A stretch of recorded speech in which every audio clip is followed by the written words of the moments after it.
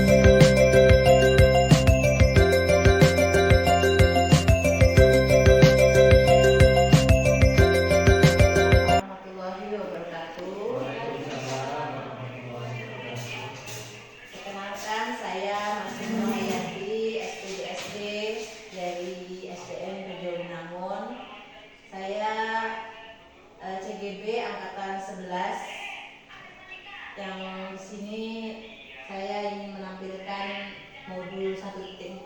Sebelumnya yang saya hormati Bapak Ibu yang sudah berhadir di sini, terima kasih atas waktunya yang bisa berhadir untuk ikut melihat presentasi yang akan saya berikan. Di sini saya akan mempresentasikan tentang aksi nyata modul 1.4 budaya positif tentang penerapan budaya positif. Sebelum kita memulainya, alangkah baiknya sebelumnya kita ice breaking dulu ya Bapak Ibu ya.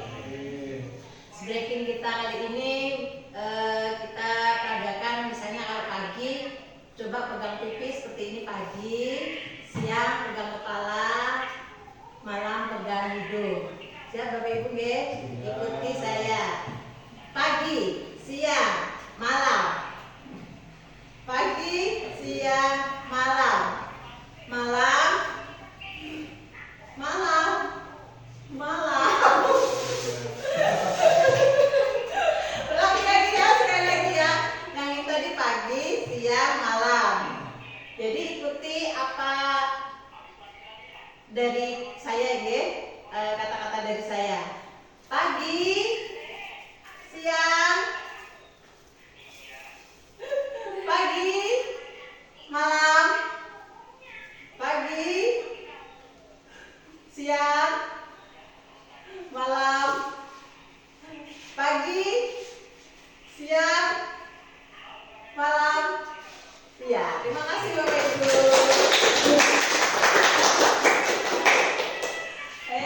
Kita lanjutkan untuk yang kedua, yaitu budaya positif adalah nilai-nilai keyakinan dan kebiasaan-kebiasaan di sekolah yang berpihak pada murid. Hal itu dilakukan agar murid dapat berkembang menjadi pribadi yang kritis, penuh hormat dan bertanggung jawab. Di sini yang dimaksud yaitu agar kebiasaan-kebiasaan siswa yang dilakukan oleh siswa itu yang sesuai dengan kepribadian yang kritis, yang menghormati orang yang lebih tua, yang menghormati yang lebih, misalnya teman-temannya menghormati kakak kelasnya, atau bisa menghormati guru-gurunya yang ada di sekolah.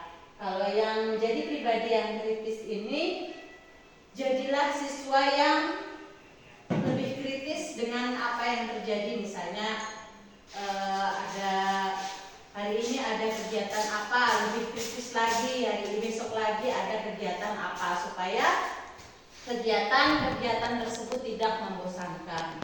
Sedangkan yang bertanggung jawab, siswa diminta untuk selalu dan dibiasakan untuk bertanggung jawab dengan apa yang telah dilakukannya.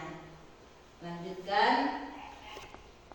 Dengan perubahan paradigma, konsep-konsep budaya positif itu yaitu yang pertama, perubahan paradigma belajar. Yang kedua, disiplin positif. Yang ketiga, motivasi perilaku manusia. Yang keempat, kebutuhan dasar manusia. Yang kelima, posisi kontrol restitusi. Dan keenam, keyakinan kelas. Dan ketujuh, segitiga restitusi. Dengan pembelajaran paradigma baru ini yaitu pembelajaran paradigma baru merupakan pembelajaran yang berorientasi pada penguatan kompetensi dan pengembangan karakter yang sesuai dengan profil Pancasila. Profil Pancasila itu yaitu terdiri dari yang pertama beriman kepada Tuhan Yang Maha Esa, yang kedua berbinekakan global, yang ketiga yaitu gotong royong, kreatif dan bernalar kritis serta mandiri. Di sini siswa kita perkenalkan dengan profil Pancasila, berarti beriman kepada Tuhan Yang Maha Esa. Agamanya dengan beragama, maka anak-anak akan lebih baik lagi akhlak-akhlaknya karena mereka sudah dididik sejak kecil dengan agama mereka masing-masing. Nah, bisa kita ambil contoh misalnya bergotong royong. Bergotong royong ini siswa dilatih untuk bergotong royong beserta teman-temannya untuk misalnya contohnya membersihkan kelas atau membersihkan halaman sekolah agar terlihat lebih rapi dan indah ya. Atau mandiri, profil Pancasila yang mandiri yaitu siswa dilatih untuk bisa mandiri belajar beserta temannya. Bukan berarti hanya banyak bermain, tapi mandiri bisa menciptakan dengan teman-temannya pembelajaran yang diinginkan beserta guru-gurunya. Kita lanjutkan. Dalam budaya kita, makna kata disiplin dimaknai menjadi sesuatu yang dilakukan seorang pada orang lain untuk mendapatkan kepatuhan. Kita cenderung mengosongkan kata. Diana Gosen menyatakan bahwa disiplin ini berasal dari kata disiplina, bahasa Latinnya artinya belajar. Kata disiplin juga berasal dari kata disiplin. Disiplin juga berarti murid. Jadi untuk menjadi seorang murid yang harus paham betul tentang apa alasan mereka mengikuti suatu ajaran tertentu. Alasan yang harus paham tujuan apa mereka belajar harus paham sehingga terbangun motivasi dalam diri mereka.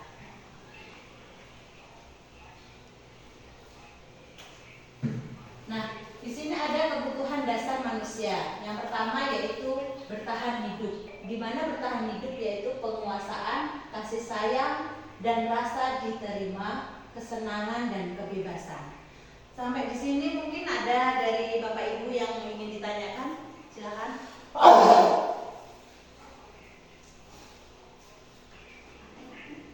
Silakan Bapak Ibu. Ibu bertanya itu. Ya, silakan Bapak Idi. Kenapa kita harus mempunyai kebutuhan dasar manusia? Yang paling utama itu adalah kebutuhan dasar apa yang perlu kita utamakan. Yang pertama, kebutuhan dasar manusia yang pertama itu apa? Ini aja. Kebutuhan dasar manusia yang pertama mungkin yang pertama sekali yaitu kasih sayang ya. Kasih sayang.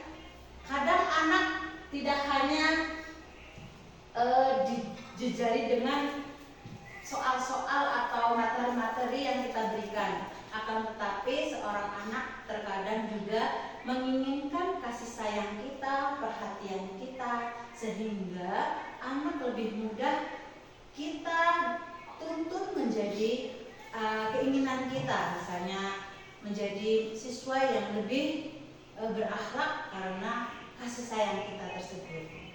Begitu Bapak Idi, ya. Kita lanjutkan lagi, ya. Hak bener sih Mbak Ulun.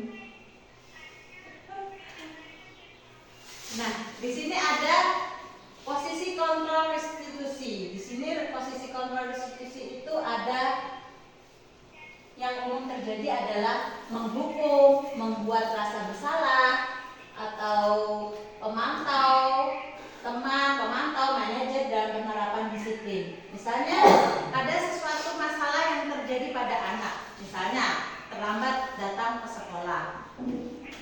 Contohnya kita tidak harus menghukum dia. Kenapa kok terlambat langsung kita hukum? Kalau di zaman dahulu kala waktu saya kecil itu biasanya kalau terlambat ke sekolah kita dipanggil oleh gurunya, lalu kenapa terlambat hari ini, pasti dihukum, dijemur atau di apa. Kalau dihukum biasanya anak itu akan kapok, tidak melakukan lagi. Seperti itu Bapak Ibu ya. Tetapi kita salah ternyata, tidak boleh menghukum. Kita tanyakan dulu, kita bisa menjadi manajer dalam posisi kontrol restitusi ini. Manajer yaitu menanyakan dulu, kenapa si anak ini bisa terlambat. Kemungkinan bisa tidurnya kemalaman, atau dia merawat orang tuanya dulu atau adik-adiknya dulu. Jangan langsung kita hukum, karena dengan menghukum anak-anak itu suatu hari akan merasa trauma dan bisa mendendam kepada pendidik tersebut. Yang posisi kontrol ini ada yang ditanyakan Bapak Ibu?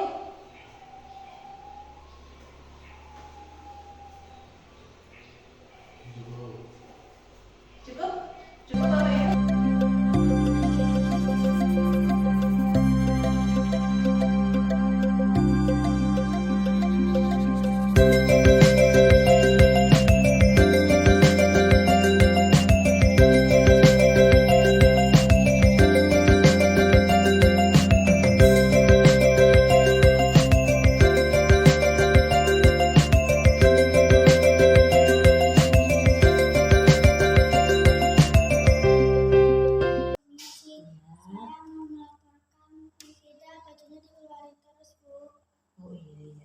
Kalau gitu panggilkan sekalian Mufidah ya ke sini ya.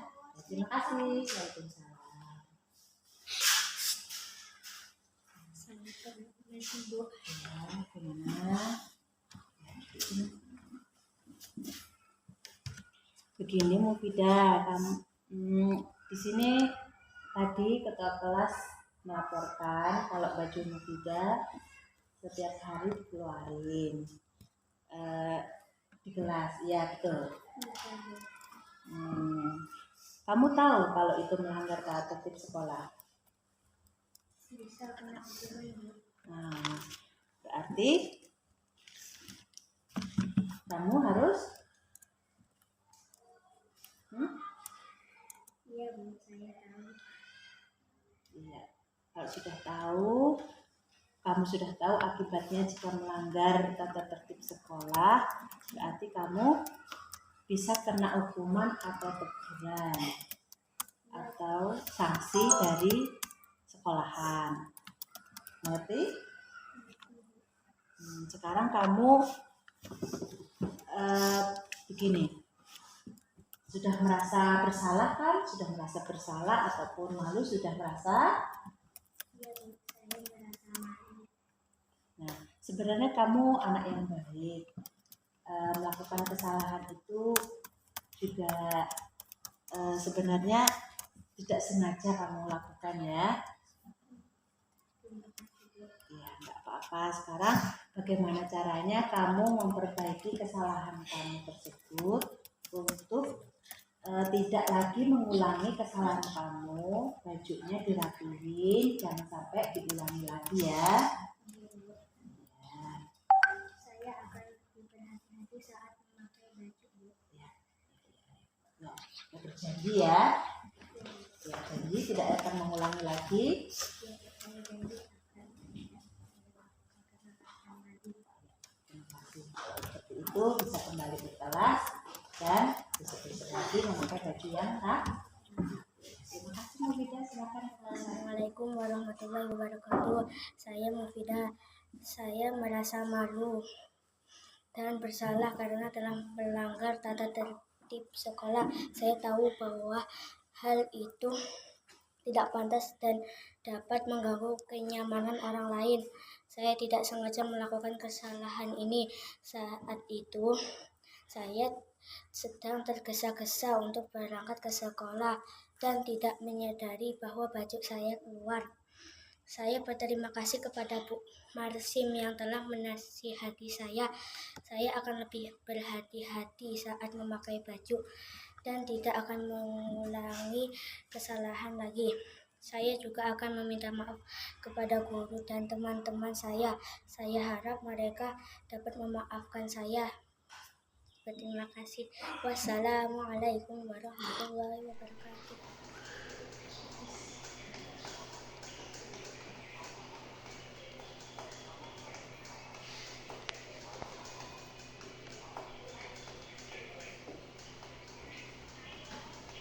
Nah, di sini segitiga restitusi yang tadi yaitu segitiga restitusi dalam proses menciptakan kondisi bagi murid untuk memperbaiki kesalahannya sehingga karakter mereka lebih kuat ketika kembali kepada kelompok tersebut.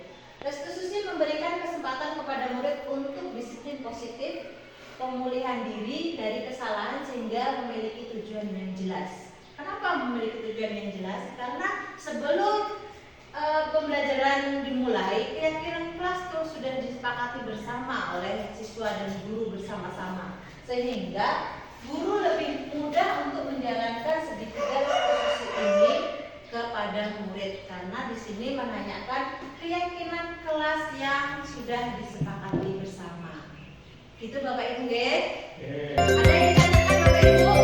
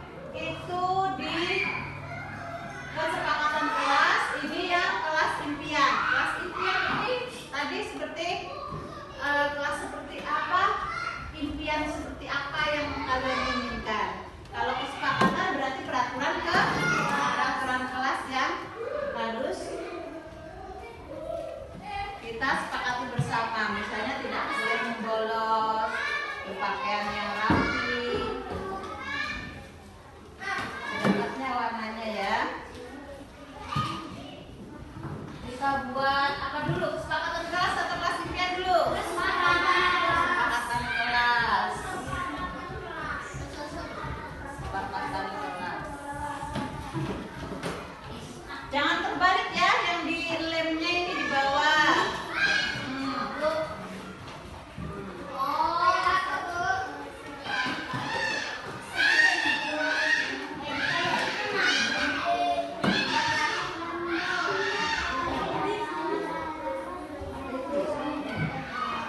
Dibuat di sini kesepakatan kelasnya seperti apa ditulis sebanyak-banyaknya. Misalnya tuliskan 5 ya, 5 boleh 5. Nanti kita gabungkan, tidak harus sama, nanti kita simpulkan. Oh belum? Kesepakatan kelasnya. Ya, silahkan isi kesepakatan kelas yang kalian inginkan. 5. 1, 5. Tuliskan 5 kesepakatan kelas yang kalian inginkan. Kesepakatan kelas ya. Misalnya datang tepat waktu, terus jangan terlambat, berpakaian yang rapi, topinya dilepas kalau di kelas. Ya Putra ya, misalnya topinya dilepas, tidak boleh mengobrol, tidak boleh lihat seperti apa. Maju arah sini, maju arah. Maju arah. Kamu kakaknya sini. Sini.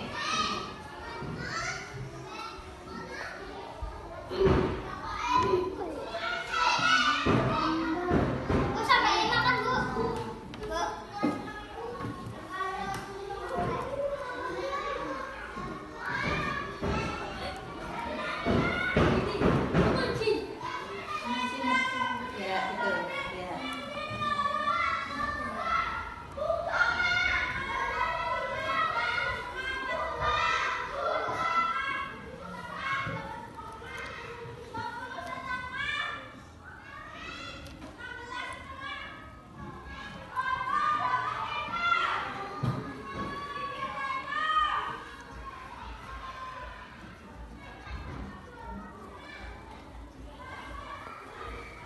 Lihatkan ibunya, lihatkan.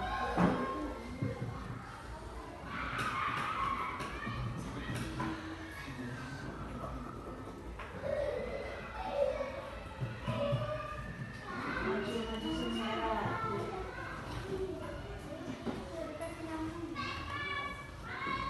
Gak usah.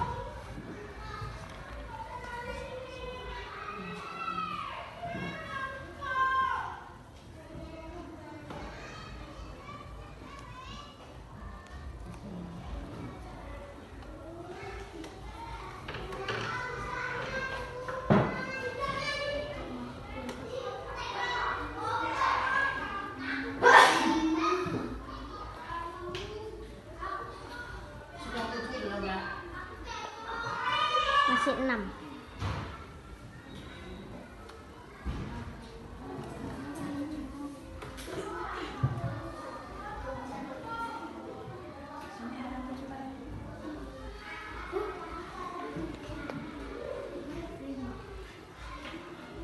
Hah? Ya. Yang sama banget.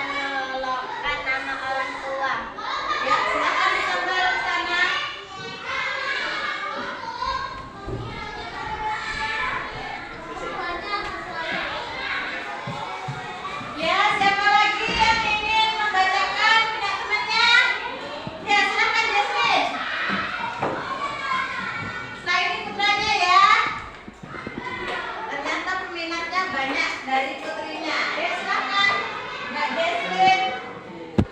Yang dibacakan di sini.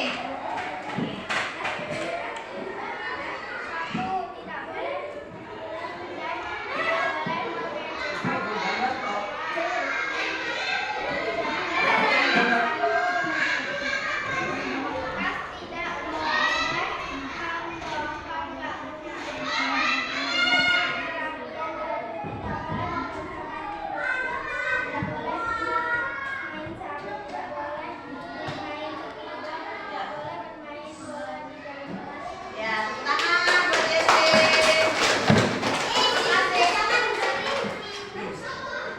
Yang tadi yang mana? Ya, bisa kita ambil di sini tadi yang sudah dibaca ya. Sekarang untuk yang putranya, ayo angkat tangan. Siapa? Ayo, kuat, maju. Yang mana silakan dibaca ya.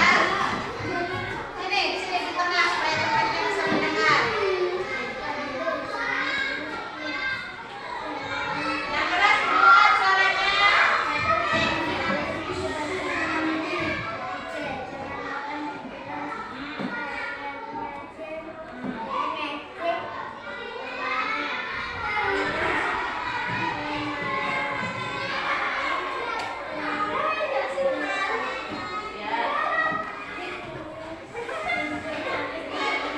Ya, tepuk tangan buat Tuhan.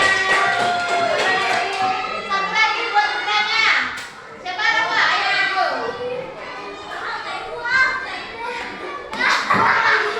Ya, bisa dibacakan di sini yang keras ya. Udah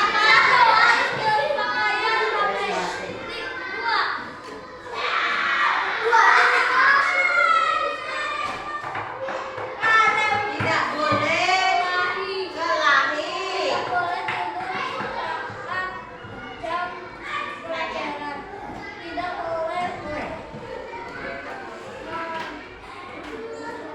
Tidak boleh yang keberapa? Tidak boleh marah, malas saat jam belajar. Kelima, tidak boleh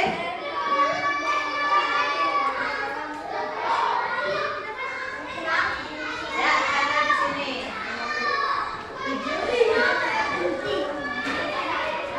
Siapa lagi? Siapa lagi yang mau? Ayo, cowoknya katakan. Siapa yang mau maju? Ayo. Aswan. Ayo Aswan, maju Aswan.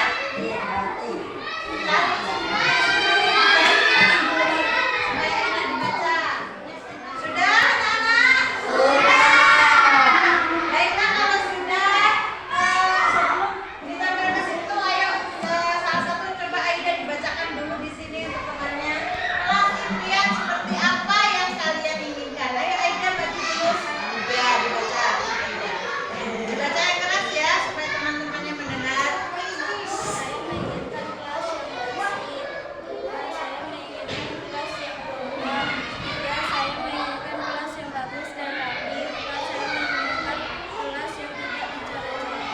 Ya.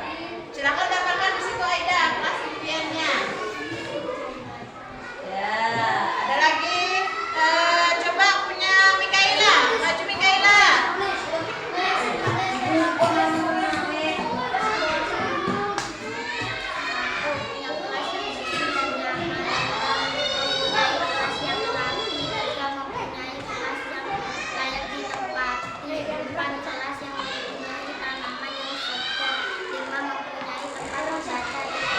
Ya, silakan dapatkan. Coba putranya Lipai maju, dibacakan Lipai. Sini.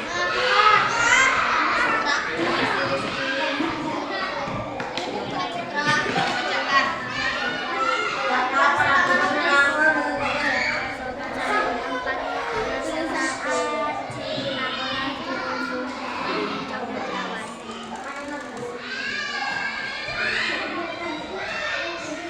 Ya, coba yang lainnya. Mungkin Rizky, ayo. Dibaca lalu ditempelkan. Yang keras. Saya ingin kelas yang sangat mudah. Saya ingin kelas yang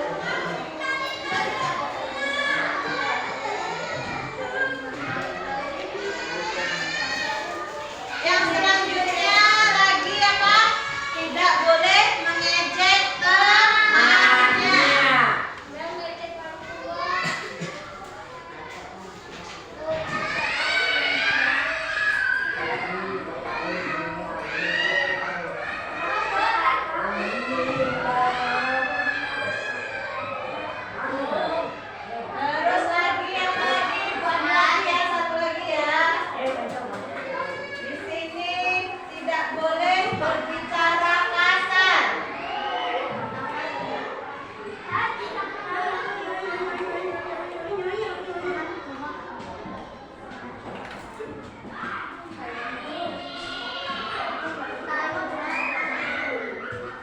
Tidak boleh berbicara kasar. Siapa lagi di sini? Kamu ya. Di sini tidak boleh mencoret-coret meja. Sepakat tidak? Tidak boleh mencoret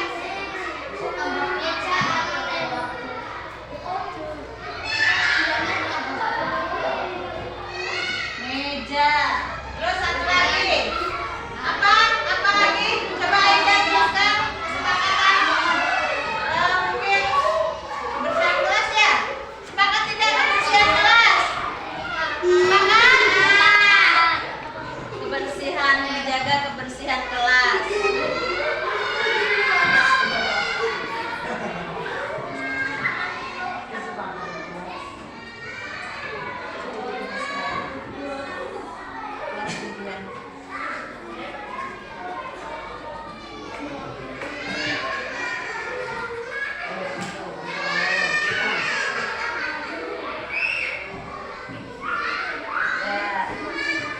Ini ibu simpulkan yang kesepakatan kelas ini ya.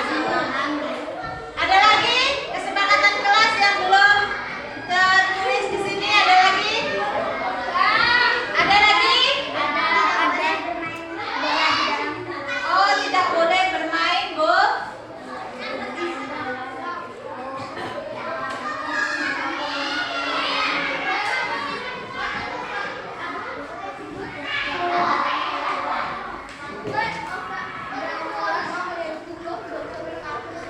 Tidak boleh bermain bola di dalam kelas.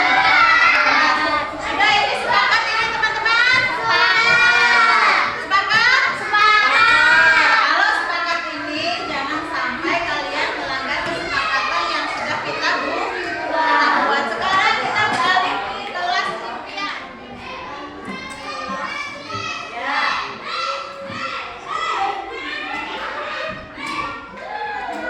Coba cari yang yang sendiri. Yang asbak sendiri yang mana yang bisa dibaca? Nah, yang keras ya. Ya.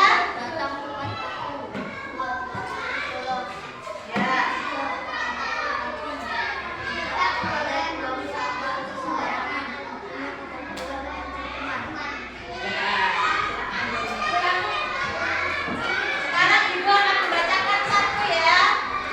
Berikutnya teman kalian. Yang pertama, tidak boleh membuang sampah sembarangan. Pertama. Kedua, memakai baju yang rapi. Ketiga, tidak boleh terlambat. Empat, tidak boleh berbicara yang kasar. Yang kelima, tidak boleh bermain pada waktu belajar. Ada lagi yang ceweknya? Mungkin Aida yang mau bacakan. Ya Aida, satu. Dibaca lalu di tengah ya.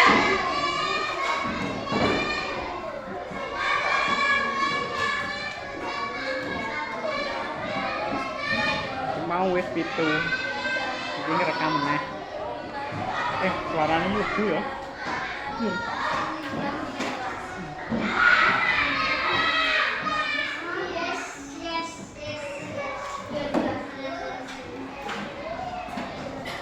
Sudah? Sekarang kita akan membuat kelas impian kalian. Kelas impian kalian. Nah, kelas akan dibagi kembali ya. Kalian buat untuk kelas impian seperti apa? Kelas impian itu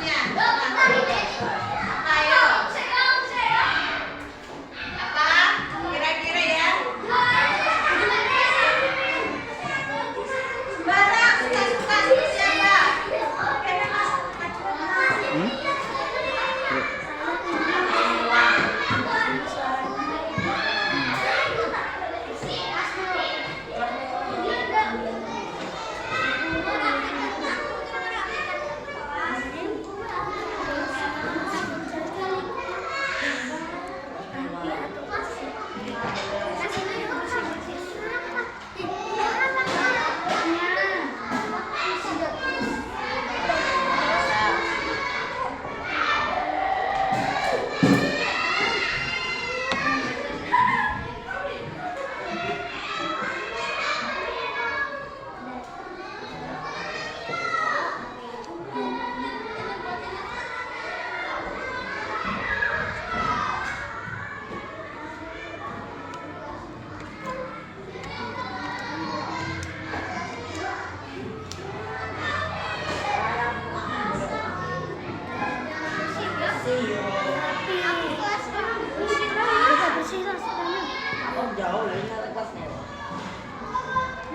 Biasanya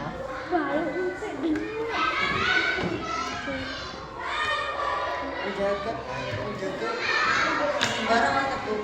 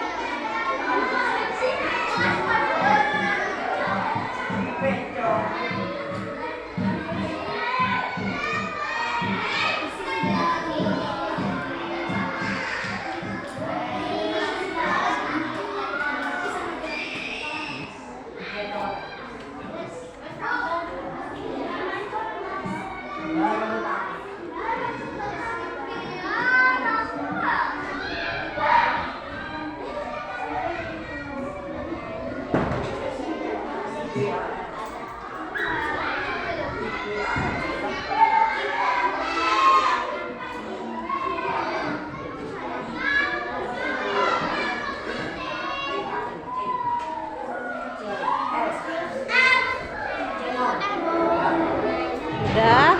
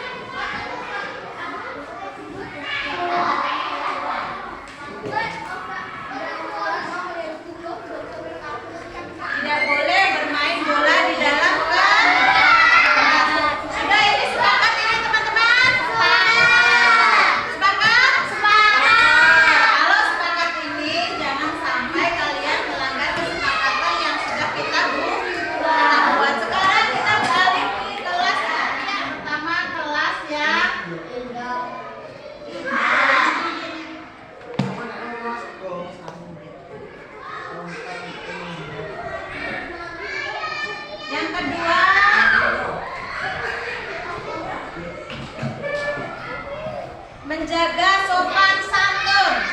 Setuju tidak? Menjaga kelas yang menjaga sopan santun.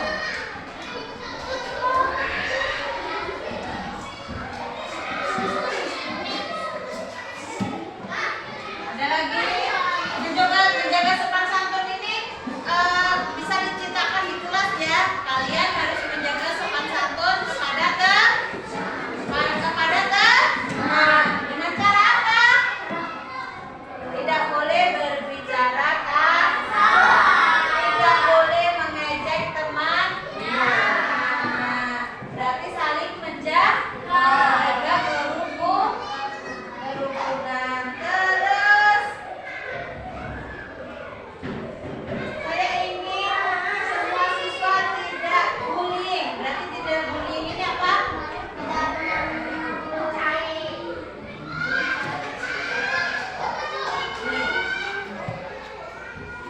Tidak saling mengejek ya.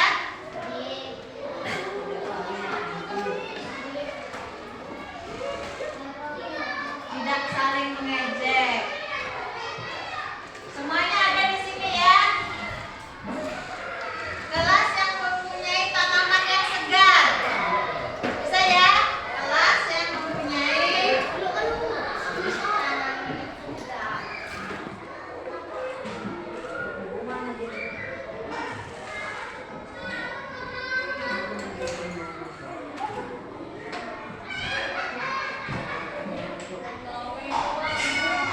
tanaman yang segar.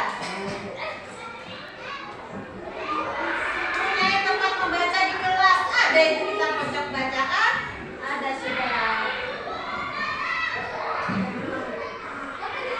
Sudah ini terlalu pilih. Sepakat tidak? Sepakat tidak? Coba Mufidah maju dibacakan kesepakatan yang telah kita ambil tadi. Ayo Mufidah. Ya, baca yang keras ya. Menghadap ke sana sambil menghadap ke sana seperti ini. Datang tepat waktu. Ya.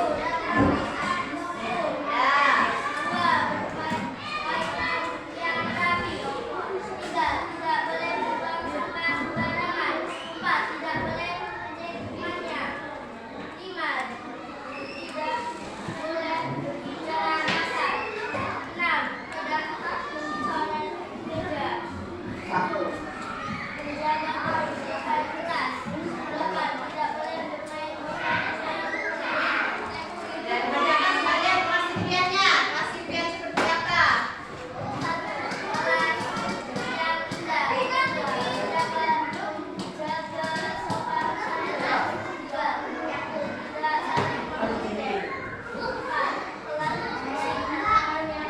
Ya, benar sekali. Kesepakatan yang kita ambil ini tadi ya. Sepakat? Sepakat. Tepuk tangan dulu kalau sepakat. Untuk mengakhirinya kita ice breaking dulu yang tadi ayo semangat jadi semangat. Tepuk semangat.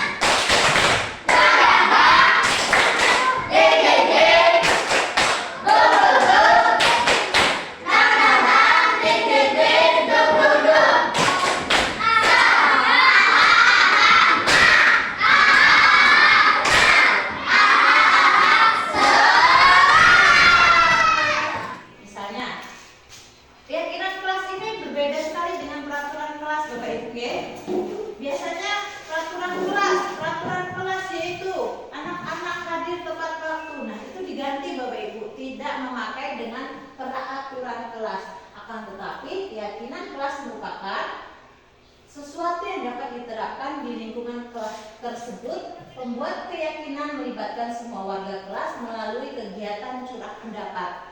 Jadi sama-sama anak-anak dimintai pendapat seperti apa sih keinginan anak-anak tersebut di dalam kelas. Misalnya anak-anak menginginkan kelas yang menyenangkan atau menginginkan kelas yang pulang masuk dan pulang tepat waktu, atau anak-anak menginginkan tanpa makan di dalam kelas, jangan makan di dalam kelas, atau siswa menginginkan guru tidak hanya menjelaskan di papan tulis atau ngobrol aja, atau siswa